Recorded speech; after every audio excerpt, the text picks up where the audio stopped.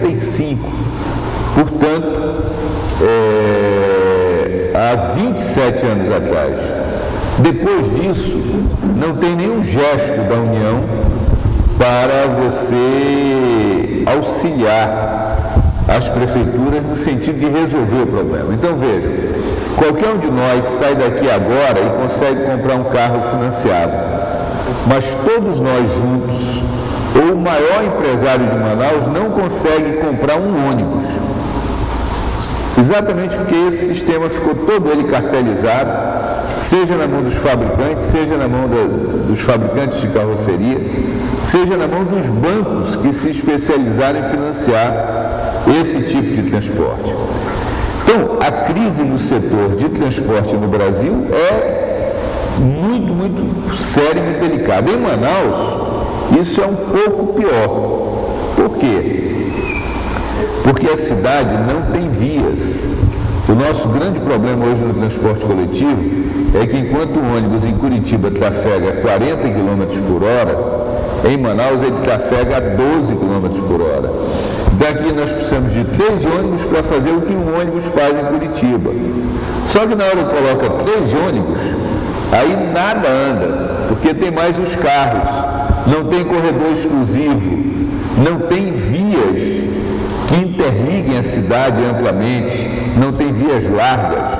Manaus tinha 250 mil veículos há 7 anos atrás e hoje tem 612 mil veículos. Nós montamos toda uma proposta de mobilidade, que não é apenas o transporte coletivo, mas também, principalmente, o transporte coletivo. Pegando transporte coletivo, o executivo, o alternativo, o táxi, a calçada, a mobilidade urbana de modo geral. Agora, especificamente sobre o transporte coletivo, ocorreram avanços que foram eliminados. O primeiro deles era a integração temporal. Manaus, por não ter crescido de forma ordenada, ela tem dificuldade de linhas. Você não tem linhas que atendam para todos os locais da cidade, de um local para outro local. Vou dar um exemplo. Quem mora na Cidade Nova e trabalha no aeroporto, para ele chegar no seu local de trabalho, ele tem que pegar 2 ônibus. A integração temporal permitia que, se ele fizesse a integração dentro de 2 horas, ele não pagasse a segunda passagem. À primeira vista, isso pode parecer um prejuízo às empresas, não, que é assim, ele tem a possibilidade de integrar no terminal. E ele ficou no pior dos mundos, porque se ele quiser descer do ônibus e pegar o ônibus no outro lado da pista, ele vai ter que pagar a nova passagem. Se ele quiser não pagar a nova passagem, ele tem que andar 5 quilômetros até o T1, que fica na Constantino Mério, e aí ele ocupou uma vaga no ônibus que vem de frente da Philips até o T1.